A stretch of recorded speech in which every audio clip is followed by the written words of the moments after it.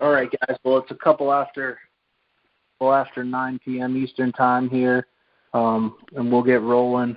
My name is Alex Skandalis. I'm the president of the newly formed United Travel Umpires. Just a little bit of background on myself. I have been in the assigning business for about 20 years. Formed a company called New Jersey Sports Assigning Bureau in my teens. That company, based mostly on the East Coast, does probably about 25,000 assignments a year. A few years ago, we started a company called United Collegiate Umpires, and that company serves as coordinators of Division I, Division III, and junior college conferences, kind of up and down the eastern seaboard. So that's my background. I've also been a Division I umpire here for several years, and we're happy to have Rob Silverthorn on board as our National Director of Operations. He's a college umpire at the Division II level in the North Carolina area. He has worked with a company called Dynamic Baseball for a few years now, tournament provider out in the Southeast, coming up into Kentucky, probably as far north as Maryland. And he has a lot of assigning experience that he brings to the table and a lot of knowledge in this space. We're really excited to have Rob on board and really excited to be starting this venture. As you guys may know, it's really a three-headed monster with Grand Park in Indianapolis and Lake Point Sportsplex in Atlanta. Those facilities have been in existence here for a few years, and we're really happy to see Prep Baseball Report tournaments building what looks like a beautiful facility at Creekside with 6 fields for you guys up in Parkville, Missouri. We're really excited to start working with them and have a space a little bit further west and a space that is going to bring in a lot of competitive baseball in that area through some partnerships that they have put together with Midwest Baseball and some other partners. So it should be a very active spring and summer in that area. And we're excited for you guys to be on the call and to hear about that. Great. Before we get started, I just wanted to make sure that you guys had an idea that United Umpires has a very large presence on social media. United Umpires is our Facebook page, where we try to reach out with all of our notifications through email. If you guys are monitoring our Facebook page, our Twitter account, we always are posting the information regarding conference calls, regarding a number of different items that we have going on, whether they be Creekside, Indianapolis, Atlanta, whatever they may be. So I would ask you to continue to monitor those sites if you feel like at any point you're not getting the information you need. I would also point you guys to unitedumpires.org. That has been the base of our platform for a few years now. And on there's not so much information directly about opportunities, but it's a great tool for umpire education. There's a ton of content on there in the umpire education space with many of our talented instructors. So if you're ever looking for umpire content, things like that, definitely check out that site. Okay. I know you guys have a million options in terms of working baseball, where to work baseball, when you can work it, all those different types of things. And one of the things that I really believe in, and I know Rob believes in, is it's very important that you listen to all the options that are out there in terms of working baseball games and choose the one that works best for you. I've always felt that umpires who are dedicated to a spot and feel like they are succeeding in that spot, they're going to be better umpires at that spot. So if Creekside is something that works for you and you feel like you want to work baseball games there, we'd love to work with you. But at the same time, we also understand, again, you guys have a lot of different options. Some of you have options where you've worked before, and it's really important, as an umpire, not just as someone who's in charge of this company, but as an umpire, I understand that, and I want you guys to find the situation that works best for you. Okay. We'll roll through a number of different topics here tonight. Most of them will be our key kind of top-level items, such as game payments, information about the company, and things like that. As we get closer to our start date in Indianapolis, we will have more of a procedural conference call that speaks to you about, hey, where is the locker room? When do I need to show up for a game? Things of that nature. So these will be some top-level topics or high-level topics, and then we can break it down as we do get closer. I want you to know that Creekside will start their season on May 1st. So that is Friday, May 1st. And their season will run through sometime in July, and we are expecting a fall schedule of games. So Creekside is dark in April. They are running a small tournament March 7th and 8th. So we will be assigning that tournament as well.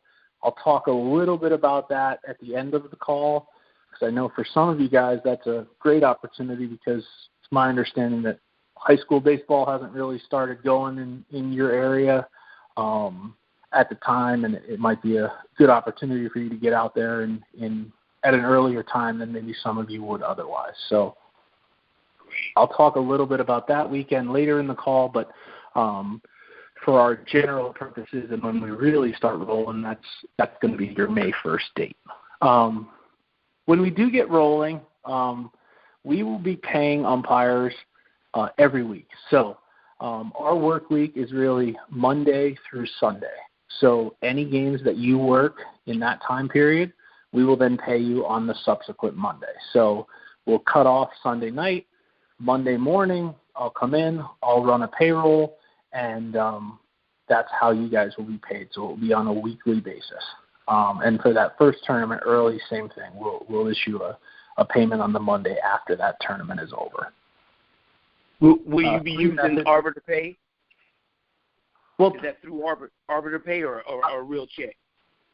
Give me 1 second. I'm going to get there. Okay. We'll have three ways that we can pay you guys. So number one will be a direct deposit.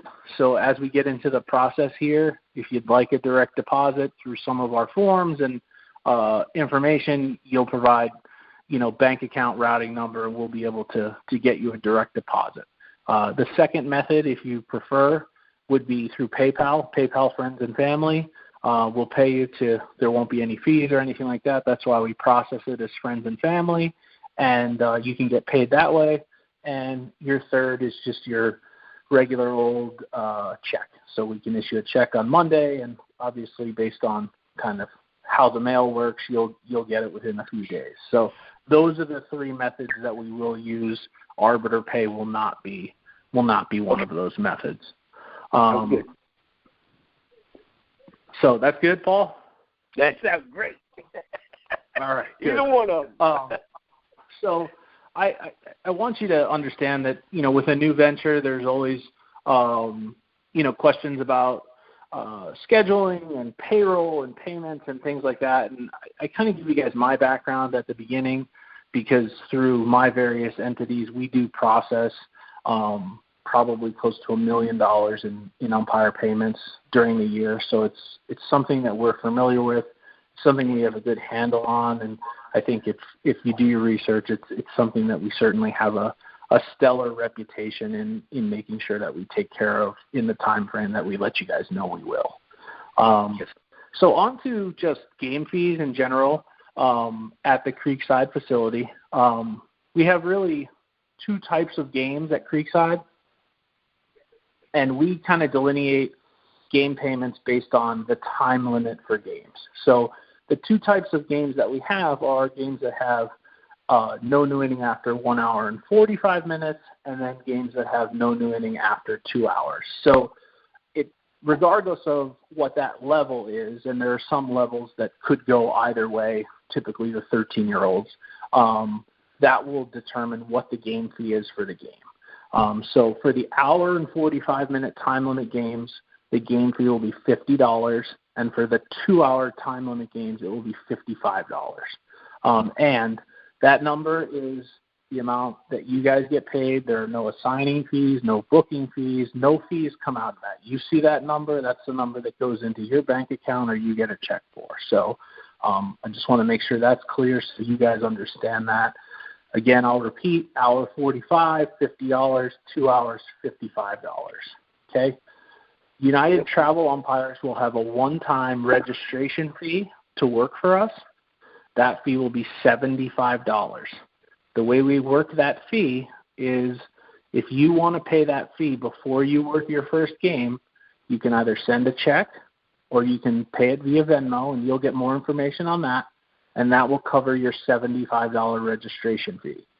If you take the option of having us deduct it after the first week of payroll, that fee does go up to $100. So pay it in advance before your first game, $75, and then if you do wait and say, hey, Alex, deduct it, it will go up to $100. So we're trying to incentivize you guys to get that taken care of before you work your first game. Okay. As part of that registration fee, you will get a fitted hat from us with the United logo on it. So that will be provided to you.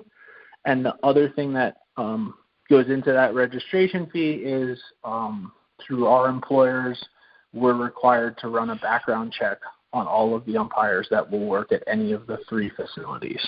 And then obviously, the rest of that registration fee is used to defer payroll and administrative costs that we have. So that's the breakdown of the registration fees. I will talk a little bit about the background check process.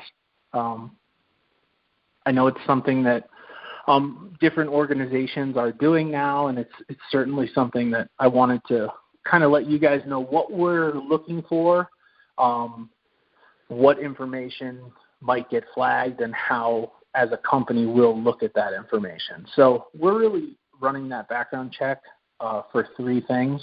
Number 1 would be violent crimes. Number 2 would be drug-related crimes. And number 3 would be the existence on any sex offender list. So those are the 3 things we're looking for. We run that background check through a company called People Trail. That company is the company that services the NCAA for their background check. They have a pretty long reputation in the sports officials industry. So it's a very reputable company in that space. And basically the way the process works is after you consent to a background check, we will run it, and basically I will then get a report. And that report shows up to me in one of 2 ways. A green check mark means everything checked out, no problem, we'll just proceed and go from there. If you receive a yellow check mark, I will get a report on what exactly was flagged. And on a case-by-case basis, certainly we'll discuss those items with you individually.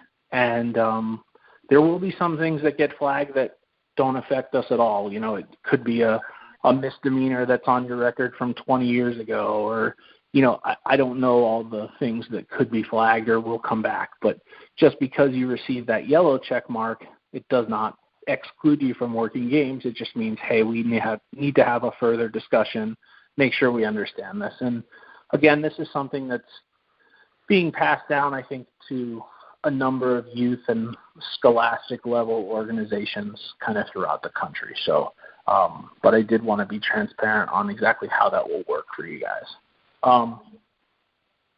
In terms of uniforms and kind of what we expect on the field from umpires, we will provide you with the hat that you need to be wearing in terms of the games. And then from there, for the rest of your uniform, we use everything blank. So there's no logos, no embroidery, anything like that. And we wear the charcoal gray pants. And then for our top, I really have no preference on what you guys wear. If it's black, if it's blue, if it's light blue, if it's jackets, I don't care what color it is. I care that it's neat, I care that it's pressed, I care that you look good, and I care that you match. So the one piece of that has gotten more complicated for all of us as umpires is we now have 6 black shirts, 3 blue shirts, all these different colors and all variations. So when I say match, if somebody's wearing a black shirt with a gray panel, I would not like to see someone on the bases wearing a black shirt with the white line down the side. So get together with your partners, understand, what type of black or what type of blue that you have. Obviously, in the light blue realm, we have Columbia blue now. We have the old softball light blue. So we have all those different kinds of colors. So just make sure not only are you matching in general color, but very specifically. And obviously, we have cases where our plate guy's wearing short sleeves and our base guy's wearing a jacket, and that's typically fine. That's not a big deal. Long sleeve shirt, same thing. Those are all things that you can wear. We don't have much requirement there of you guys. I want to talk a little bit about the assignment process from an overview standpoint, and then I'll let Rob Silverthorn, our Director of Operations, talk a little bit about some specifics. So I just want you all to know that the way Rob and I look at assigning, it's a hands-on project for us. So you will see myself, you will see Rob at Creekside. We will constantly be watching umpires, and we'll constantly be making evaluations, and that's part of how we will make umpire assignments in the future. And that's kind of a team effort between Rob and I. And also just to let you guys know, we're not big on sub-assigning or giving some fields to another assigner. We will do everything internal. And that will all be done through a program that many of you might be familiar with, which is Referee Schedule. And from there, I will let Rob speak a little bit about his specific wants from you guys in terms of referee schedule and communication.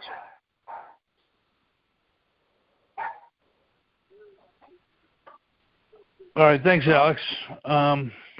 Guys, just very simple. Referee schedule, if you've used it before, it's a little bit different than Arbiter. You're always blocked in that system. So you actually have to go in and open up dates that you want to work. When you open them up, it's similar to Arbiter too. When you get games or whatever and you need to go in and block out your stuff because you'll have a lot of teams or a lot of signers are on Arbiter, and we're using referee schedule. So you're always blocked on referee schedule, just so you know. The process will work. You guys will sign up on a list. We'll kick out an email to you to get you to sign up on one Google form. There's another Google form that I will send out once you're on that to give you directions on how to sign up on referee schedule. If you're already on referee schedule, you'll still get that email. You just have to take the passcode and go to the organizational tab, click on that, put it in, and you're done, because if you're already in referee schedule.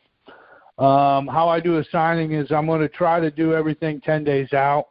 I'd like to do it 2 weeks out. It just depends on when I get the schedules from Bullpen, and they already have skeletons out to what they're going to look like.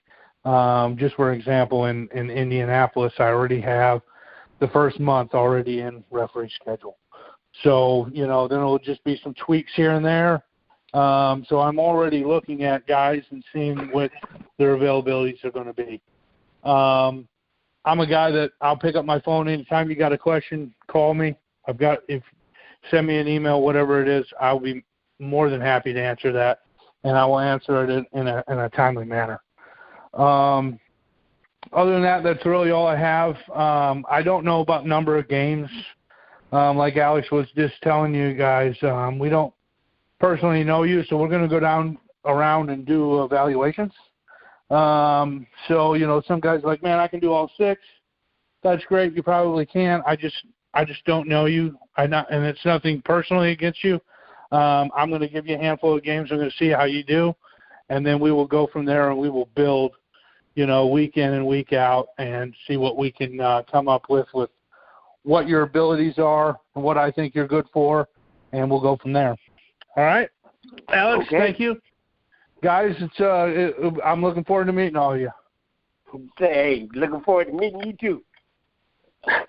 Guys, I'll kind of pick up from there and explain to you just kind of action points from here. So you've either found this conference call because you signed up through a Google form to get some information from us, and we sent you an email notification of the conference call.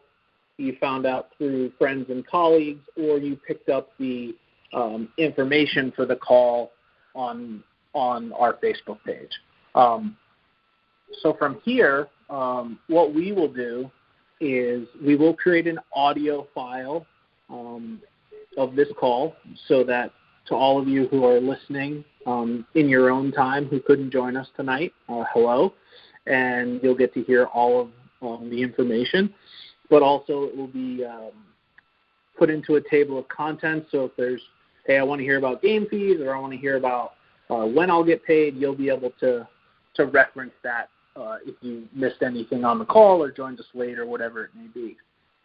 Also, on that Facebook page will be a Google form. And many of you have filled out a first Google form, which was very, very general.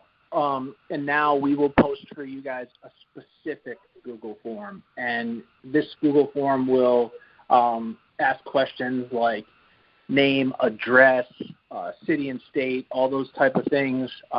We will have a question in there if you consent to a background check. We will get your Social Security number for background check and payment purposes. And from there, once you register on that form, that is when Rob will reach out to you. He will provide you with an email that gives you an access code for referee schedule and specific instructions on how to get into referee schedule. And that is how you will get registered kind of in our online assigning system. So from an action standpoint, for what you guys need to do at this point, if this is an opportunity that you're interested in, you will monitor the Facebook page. If you've signed up and I have your email and you've been receiving emails from me, you'll also get it there. And you need to go ahead, please, and get registered and get all that information filled out. I know with the exception of the early tournament that's coming up here quickly, we are pushed out all the way until starting May 1st. And with that, I will say it's always easy to think, oh, May 1st is so far away, I can take care of that the first week of April or the second week of April. We would just ask from our standpoint for numbers. It's really important that if you know you want to register and be involved, please do it in the immediate. It just gives us an idea of where we sit in terms of numbers, recruiting, and things like that. So anything that you can do if you're interested in getting registered once you see the Google form as quickly as possible, Rob and I would greatly appreciate that. As I stated kind of earlier, we will have a future procedural conference call. We'll probably do that a week or two out from that May 1st date, so that'll be sometime in mid-April.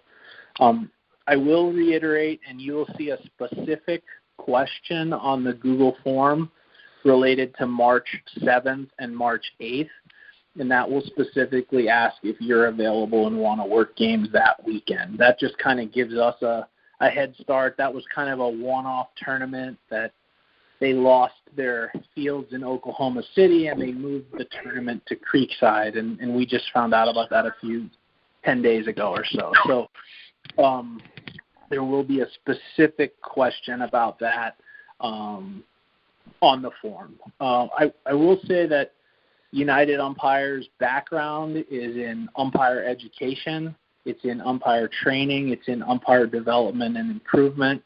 And we will be a part of trying to make you guys better umpires as the best that we can. To that end, I am pretty friendly with some of the collegiate umpires in the Kansas City area. And John Brower and Tim Cordell do run a clinic June 11th to the 14th for those umpires, trying to break in from the high school level to maybe some junior college or NAIA or D2, whatever it may be. And I would be remiss if I didn't mention that clinic. I think they do a great job. We are not directly associated with that clinic, but if it's something that anyone listening to this, has an interest in, please definitely get in touch with John Brower and Tim Cordell. And it's also on the Internet Casey Umpire Clinic. So that's something to look forward to.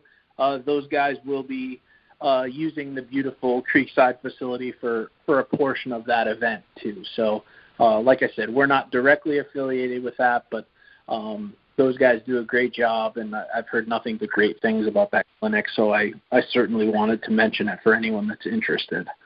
At this point, that's really most of the high-level topics that I have for you guys. I will open this up to questions. All I ask is that you just please say your name before you ask a question, and between Rob and I, we'll absolutely answer it, give you all the information that we have, and, of course, there's a possibility that I missed something that's very critical to you. I will ask that if you have a specific question about you, just reach out to us via email. And if I didn't do it at the beginning, and I think I did not, I will let you know that our email addresses are pretty simple. My email address is Alex, A-L-E-X, @unitedumpires.org. And Rob's email address is very simply rob@unitedumpires.org. So those are our two email addresses. They are also posted on the Facebook page along with both of our phone numbers. My personal cell is 908-432-4543, and Rob's cell is 919-302-6545. We just ask that if you do reach out to us and we don't pick up your call, please leave us a message or definitely shoot us a text. I don't tend to call every number back that calls me and just leaves a missed call. So if you're looking for communication, please do leave a message. Let me know exactly what you need, and I can get back to you. So from here, again, I'll open it up to kind of general questions, and just please say your name first. And thanks for joining us tonight. And here we go, if anyone has any questions. This is Paul Van. Wondering, after the March the 7th and 8th, approximately how often are you guys going to be popping off tournaments? So March 7th and 8th, like I said, is kind of a one-off tournament that came onto the schedule. Once we get going on the weekend of May 1st, they will be every weekend through July. So it's really a 3-month season at Creekside. Okay. And as we get into June and July, Paul, you'll see that some of those tournaments increase from weekend tournaments to Wednesday to Sunday. Some may even wrap around till Monday. So Tuesday is a pretty day, no matter what the season is. Monday is a rare day. But some of the larger tournaments, as we move into June and July and the kids are out of school, run from Wednesday through the weekend. Great. Got a question? Hello? Sure. Corey, Northeast Oklahoma. Is there any travel packages like a stay from cost room or? Yeah, so of the 3 facilities that we're responsible for, Indianapolis is the only one that has a hotel package. Kansas City and Atlanta will both be run as local operations. So I know for some of you on the call that may make this situation not a viable one. If you still have an interest in coming down, we certainly are going to be working with some hotel partners at some hopefully reasonable rates, but there is no hotel package at this time in Kansas City or Atlanta. That'd be fun. Love to come to work. Thank you. Thank you.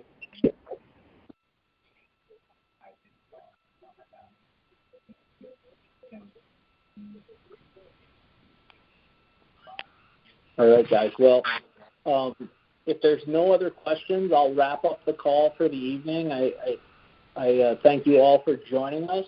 We're excited for the season. We're excited for this facility. If you get a chance, Creekside Baseball's website has a lot of cool drone footage and overhead footage of, what their fields look like. Obviously, with a tournament coming up pretty quickly here, they are fully built out.